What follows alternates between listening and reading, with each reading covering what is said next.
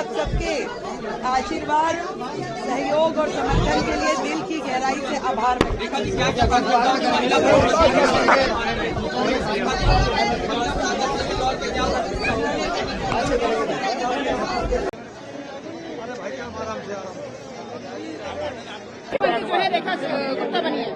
देखिए, महिला सम्मान सबसे बड़ा प्रायोरिटी है भाजपा का। रेखा गुप्ता को विधायक दल का नेता बनने की, दिल्ली के मुख्यमंत्री पद पे बैठने की बहुत बहुत बधाई हो गई है। और जो आतिशी बार बार प्रश्न कर रही थी, उनका जवाब मिल गया है। उनका जवाब मिल गया है आतिशी को। और वो कह रही थी तय नहीं कर पा रहे, 22 लोग उनके बने, वो तय नहीं कर पा रहे।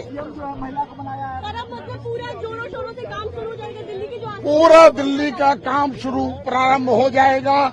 प्रधानमंत्री जी नरेंद्र मोदी ने दिल्ली की जनता से मांगा था कि दिल्ली की सरकार मुझे दे दीजिए, और उसके बाद रेखा गुप्ता जी आज दिल्ली की मुख्यमंत्री, प्रधानमंत्री जी ने, नड्डा जी ने, राष्ट्रीय नेतृत्व ने, हमारे प्रदेश अध्यक्ष जी ने, हमारे पांडा साहब ने तय कर दिया है। रविशंकर प्रसाद जी और ओम प्रकाश धनखड़ जी आए थे, और रेखा जी 27 साल बाद भारतीय जनता पार्टी लौट रही है, और रेखा गुप्ता जी दिल्ली की मुख्यमंत्री बन रही है।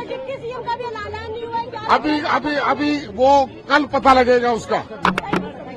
नमस्कार, मैं अंजलि मिश्रा, स्वागत है आप सभी का हमारे चैनल में। इस वक्त की बड़ी खबर सामने आ रही है। दिल्ली के मुख्यमंत्री चेहरे पर अब बड़ा खुलासा लेकर आई है रेखा गुप्ता, दिल्ली की मुख्यमंत्री होंगी। जी हां, बिल्कुल सही सुना आपने। विधायक दल की बैठक में जिस नेता का नाम चुनकर सामने आया है वो है रेखा गुप्ता, यानी कल दिल्ली की मुख्यमंत्री के तौर पर रेखा गुप्ता शपथ लेती नजर आएंगी। जी हाँ, बिल्कुल सही सुना आपने। रेखा गुप्ता यानी बीजेपी की तरफ से महिला मुख्यमंत्री के नाम पर मुहर लगा दी गई है। रेखा गुप्ता दिल्ली की मुख्यमंत्री होंगी। उनके नाम को लेकर जो प्रस्ताव है वो परवेश वर्मा द्वारा रखा गया था। आशीष सूद, विजेंद्र गुप्ता ने उनको समर्थन दिया था, और आखिरकार रेखा गुप्ता ही दिल्ली की मुख्यमंत्री होंगी। बता दें आपको कि रेखा गुप्ता ने पहली बार विधानसभा का चुनाव जीता है।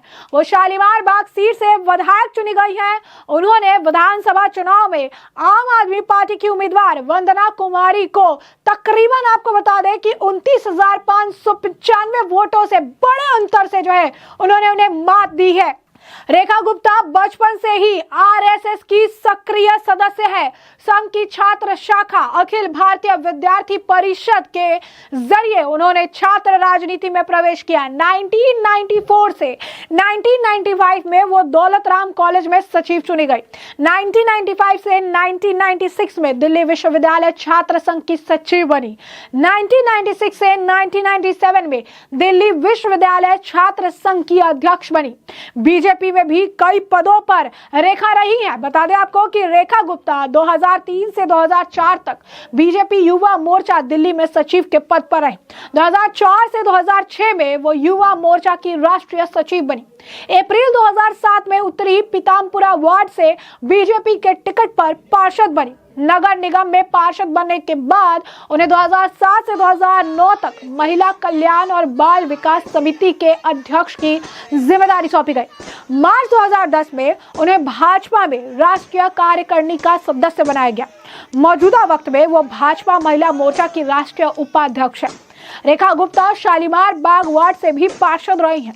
रेखा गुप्ता को 2015 और 2020 के विधानसभा चुनाव में शालीमार बाग सीट से हार मिली थी, और 2015 में उन्हें लगभग 11,000 वोटों से वंदना कुमारी ने हराया था, जबकि 2020 में उनकी हार का अंतर 3,440 वोटों का था। लेकिन इस बार रेखा गुप्ता ने वंदना कुमारी को बहुत बड़े अंतर से चुनाव में शिकस्त दी है। जिंद की रहने वाली है रेखा गुप्ता, जान लीजिए ये भी। रेखा गुप्ता मूल रूप से हरियाणा के जिंद की रहने वाली है। उनका जो है पुश्तैनी गांव नंदगढ़ जिंद के जुलाना इलाके में है। यहाँ उनके दादा मनीराम और परिवार के बाकी लोग रहते हैं। रेखा के पिता जय भगवान की नौकरी दिल्ली में लग गई थी, और इसीलिए उनका पूरा परिवार दिल्ली में शिफ्ट हो गया था। रेखा गुप्ता की स्कूली पढ़ाई से लेकर ग्रेजुएशन तक दिल्ली में ही हुई है। रेखा गुप्ता की 1998 में मनीष गुप्ता से शादी हुई थी। मनीष गुप्ता स्पेयर पार्ट्स का कारोबार करते हैं। बताना होगा कि जुलाना सीट से महिला पहलवान विनेश फोगाट विधायक है। विनेश फोगाट 3 बार की ओलंपियन भी है। उन्होंने हरियाणा विधानसभा चुनाव में 2024 में कांग्रेस का टिकट पर जुलाना से चुनाव जीता था। विनेश फोगाट का भी ससुराल जो है वो जुलाना में ही है। अब ऐसे में आपको बता दें कि अपने राजनीतिक करियर के दौरान रेखा गुप्ता लोगों के साथ जुड़ी रही और उन्होंने कई राजनीतिक और सामाजिक कार्यक्रमों में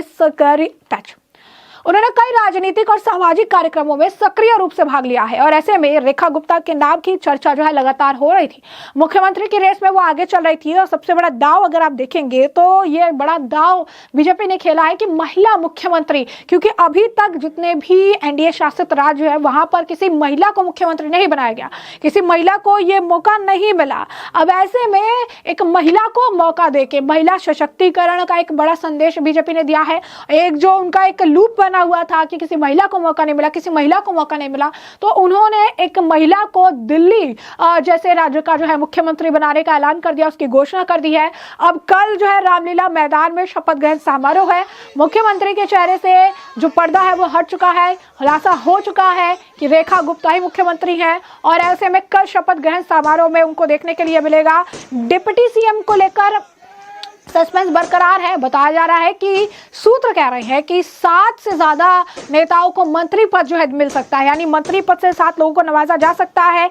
कल आप कह सकते हैं बहुत बड़ा दिन होने वाला है, बहुत अहम दिन होने वाला है। दिल्ली वासियों को काफी ज्यादा उम्मीदें थी बीजेपी से।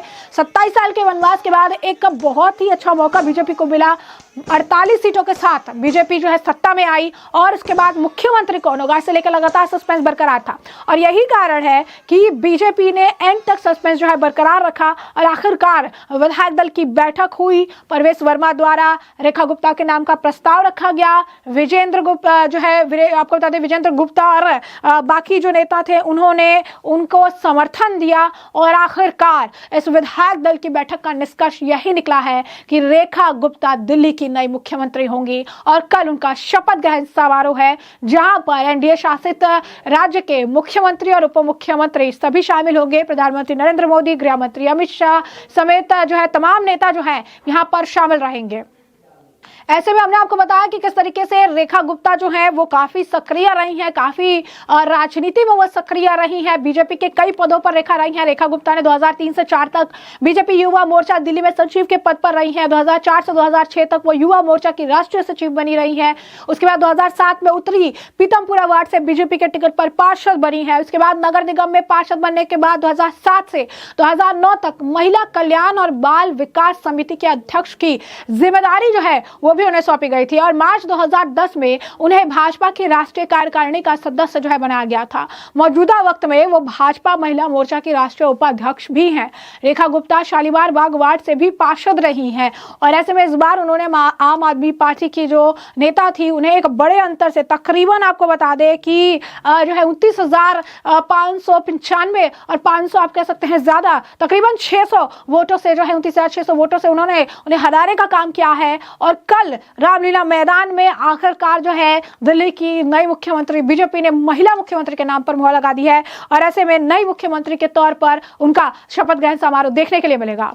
यही नहीं, आपको बता दें कि रेखा गुप्ता को जैसे ही चुना गया है उसके बाद रेखा गुप्ता ने जो शीर्ष नेतृत्व है उनका आभार जताया है। उन्होंने लिखा है कि भाजपा के शीर्ष नेतृत्व और विधायक दल का मुझ पर विश्वास जताने के लिए हार्दिक आभार। मैं अपने दायित्व का निर्वहन दिल्ली के विकास हेतु करने को तैयार हूं। तो आप देखिए बड़ा बयान उनके द्वारा भी दिया गया है। जैसे ही उनके नाम का अनाउंसमेंट हुआ उसके बाद उन्होंने आभार जताया और कहा है कि अब मैं इस जिम्मेदारी संभालने के लिए पूरी तरीके से सज्ज हूं, इस जिम्मेदारी को संभालने के लिए पूरी तरीके से तैयार हूं। एक बहुत बड़ा एग्जाम्पल बीजेपी ने सेट किया है। दिल्ली जैसे राज्य में मुख्यमंत्री के तौर पर उन्होंने जो है मौका एक महिला को दिया है और इसी के साथ एक नए अध्याय की शुरुआत होगी, इसी के साथ एक नए चैप्टर की शुरुआत होगी, एक नई डेवलपमेंट की शुरुआत होगी, एक नई जर्नी की शुरुआत होगी जो बीजेपी की महिला मुख्यमंत्री के साथ दिल्ली में नेतृत्व देखने के लिए मिलेगा। देखना दिलचस्प होगा और कौन कौन से नेता हैं जिन्हें मंत्री पद दिया जाएगा वो कल साफ हो जाएगा, जिससे हम आपको रखेंगे अपडेटेड। फिलहाल के लिए हमने आपको जो पूरा मामला है विस्तार से बताया कि पूरा मामला क्या है। इस तरीके से अब आखिरकार मुख्यमंत्री के नाम पर मुहर लग चुकी है। रेखा गुप्ता होंगे दिल्ली के मुख्यमंत्री, कल होगा उनका शपथ ग्रहण समारोह और ऐसे में अब इस मामले पर आपकी भी जो राय हो कमेंट सेक्शन में कमेंट करके जरूर से जरूर साझा करिएगा। धन्यवाद।